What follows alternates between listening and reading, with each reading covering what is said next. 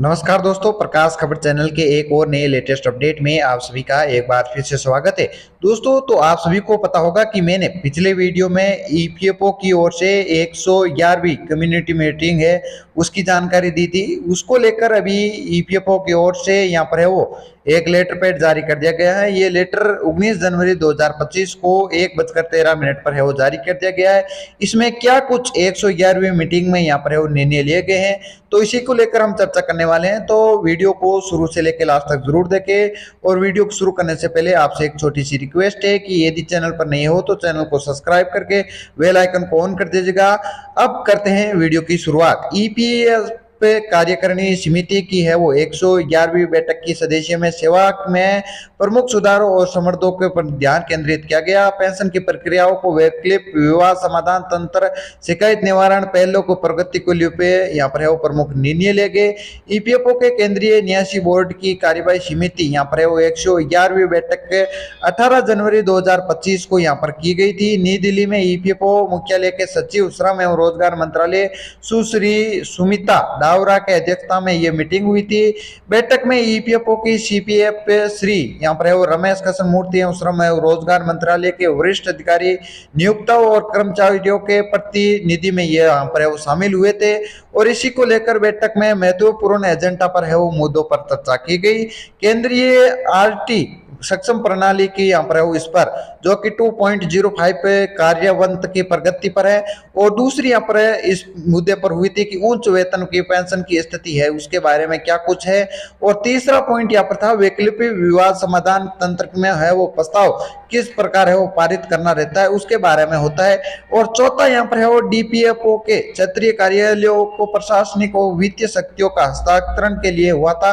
और पांचवा यहाँ पर है वो शिकायत निवारण तंत्र की समीक्षा के लिए हुआ था। आयुक्त सौरभ के भीतर पदों के यहाँ पर है वो पुनर्वितरण की और छठवा पॉइंट पर बात हुई थी माननीय मानव संसाधनों को शामिल में चर्चा में है वो शामिल कौन कौन हो सकता है, इसी को लेकर यहाँ पर है वो चर्चा हुई थी।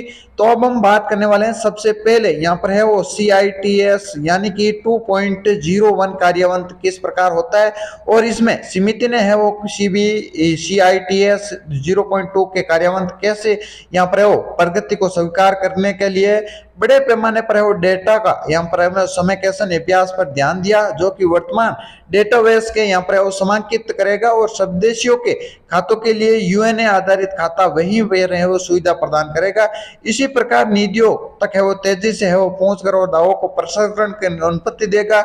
और सीपीएससी केंद्रीय पेंशन भुगतान प्रणाली के सफल रोल आउट का उद्देश्य है वो पेंशन प्रक्रियाओं को सुव्यवस्थित करना और पेंशन भोगियों के लिए समय पर है वो सटीक पेंशन यहाँ पर वितरण सुनिश्चित करने के लिए 60 लाख पेंशन भोगियों को लाभान्वित करने के लिए समीक्षा यहाँ पर है वो इसमें की गई थी। दूसरा विवाद था कि वैकल्पिक विवाद समाधान यानी कि एडीआर समिति ने है वो एडीआर तंत्र को अपनाने का प्रस्ताव है पर है वो चर्चा की, जिसका उद्देश्य है वो मुकदमेबाजी के बोझ और उससे दूर से जुड़ी है को कम करने के लिए यहाँ पर है वो औद्योगिक न्याय ये अधिकरणों को सहित विभिन्न स्तरों पर है वो लंबित विवादों विशेष रूप से है वो यहाँ पर ईपीएफ एवं एमपीएफ अधिनियम यहाँ पर 1992 के तहत यहाँ पर नुकसान के संबंधित विवादों को तेजी से अधिकतम यहाँ पर सौदापूर्ण यहाँ पर समाधान करना और दृष्टिकोण से इसमें यहाँ पर शामिल लोगों को शीघ्र सामाजिक सुरक्षा मिलेगी और संसाधनों की यहाँ पर बचत होगी और हितधारकों के लिए भी यहाँ पर बीच विश्वास है वो बढ़ने की पूरी उम्मीद यहाँ पर लगाई जा रही है। उच्च वेतन पेंशन पर है वो क्या कुछ इस मीटिंग में निर्णय लिया गया था। समितियों को पिछले महीने 1 लाख से अधिक लंबित आवेदनों का शीघ्र जांच तथा क्षेत्रीय कार्यालयों में यहाँ पर नियमित निगरानी और स्पष्टीकरण जारी करके 21,000 मांग पत्र जारी करने के बाद में जानकारी दी थी। और मामले को निपटाने में लगभग है वो 58,000 की वृद्धि हुई थी। समिति ने नियोक्ताओं के साथ नियमित वीडियोग्राफी कॉन्फ्रेंस का आयोजित करने और सिफारिश की तरफ से ताकि वापस के मामलों में सुधार हो सके और संयुक्त विकल्प प्रस्ताव करने के लिए तेजी लाई जा सके, जिसके लिए अंतिम तिथि यहाँ पर 31 जनवरी 2025 रखी गई है। चालू वित्त वर्ष के अंत तक है वो स्वीकृत के ढांचे के भीतर अधिनियम कार्य को यहाँ पर है वो पूरा करने का निर्देश दिया गया। सार्वजनिक उपकरणों से है वो संबंधित उच्च राशि के मामले में भी यहाँ पर है वो तेजी को निपटाने के निर्देश दिए गए हैं।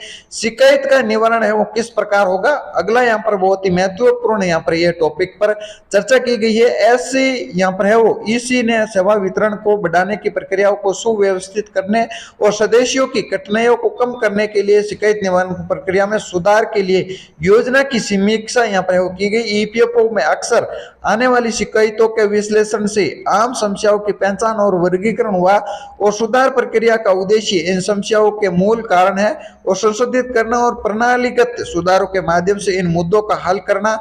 और इस संदर्भ में है वो ईपीएफओ ने इस सप्ताह की शुरुआत में है वो निर्देश जारी किए। सदस्य यहाँ पर है वो प्रोफाइल अपडेशन के लिए ऑनलाइन प्रक्रिया का है वो सरलीकरण किया। दूसरा यहाँ पर है वो पीएफ हस्ताक्षरण की प्रक्रिया का भी यहाँ पर सरलीकरण यहाँ पर किया गया था। चर्चा का निर्णय है वो ईपीएफओ प्रणाली पर है वो परिवर्तनकारी प्रदर्शन प्रभाव दर्शाते हुए, जिसमें सक्रियता वृद्धि विकल्प में कमी तथा सदस्यों पेंशन भोगियों दोनों के अधिक यहाँ पर है वो संतुष्टि प्रदान यहाँ पर है वो किया जा सकता है। तो दोस्तों यहाँ पर ये जो मुख्य मुद्दे थे उन पर यहाँ पर है वो चर्चा की गई थी, जो कि एग्जीक्यूटिव मीटिंग यहाँ पर है वो रखी गई थी ईपीएफओ की ओर से। ये मीटिंग यहाँ पर है वो 111वीं बैठक के सदस्य सेवा के प्रमुख सुधार और संदर्भ पे ध्यान यहाँ पर है वो केंद्रित करने के लिए किया गया था। और इसमें किसी भी प्रकार के ईपीएस 95 पेंशन धारकों की मिनिमम पेंशन को लेकर किसी प्रकार की कोई चर्चा नहीं की गई थी। ये यहाँ पर है वो काफी अफवाह चल रही है कि 111वीं बैठक जो सीबीटी की बैठक है उसमें यहाँ पर है वो ये चर्चा हुई हो कि यहाँ पर ईपीएस 95 पेंशन धारकों की मिनिमम पेंशन है वो बढ़ा दी गई है। सीबीटी की मीटिंग में ये निर्णय लिया गया है, लेकिन इसी मीटिंग में कोई भी ऐसा निर्णय यहाँ पर नहीं लिया गया है। और ईपीएस 95 पेंशन धारकों के लिए ये एक बहुत ही बड़ी यहाँ पर है दुख की खबर है। अब माना यह जा रहा है कि यहाँ पर ईपीएस 95 पेंशन धारकों की मिनिमम पेंशन है वो इस साल के बजट में यहाँ पर है वो कुछ बढ़ाने की उम्मीद ईपीएस 95 पेंशन धारक लेकर बैठे हैं, क्योंकि आपको मैंने पिछले वीडियो में बताया था कि ईपीएस 95 पेंशन धारकों वे यहाँ पर ईपीएस 95 पेंशन धारकों के साथ साथ कमांडर अशोक राव जी भी यहाँ पर इस मीटिंग के दौरान इस साथ में थे। और उन्होंने इस मीटिंग के बाद में है वो सुश्री यहाँ पर है वो निर्मला सीतारमण वित्त मंत्री से मुलाकात की और इस मुलाकात के बाद में उन्होंने उम्मीद जताई है कि हमारी पेंशन में यहाँ पर है वो बढ़ोतरी की जा सकती है। तो दोस्तों ये सीबीटी की मीटिंग थी जो कि यहाँ पर बहुत ही यहाँ पर टॉपिक के कम चेयर चांस के ऊपर बात की गई थी। और इस मीटिंग में यहाँ पर है वो सुश्री स्मिता डावरा अध्यक्षता में ये मीटिंग रखी गई थी, जो कि यहाँ पर है वो सीपीएफसी यानी कि रमेश चंद्र कृष्ण मूर्ति जो श्रम एवं रोजगार मंत्रालय के वरिष्ठ अधिकारी एवं नियोक्ता और कर्मचारियों के प्रतिनिधि भी यहाँ पर इस मीटिंग में शामिल हुए थे। इसी को लेकर ये मीटिंग रखी गई थी। तो दोस्तों ये पूरी जानकारी आप इस वीडियो में दी। उम्मीद करता हूँ वीडियो में दी गई जानकारी आपको सही और सटीक लगी है, तो वीडियो को लाइक करके शेयर जरूर कर दीजिएगा और चैनल पर नए हो तो चैनल को सब्सक्राइब करके बेल आइकन ऑन कर दीजिएगा। मिलते हैं एक नए लेटेस्ट अपडेट के साथ, तब तक के लिए जय हिंद, जय भारत, वंदे मातरम।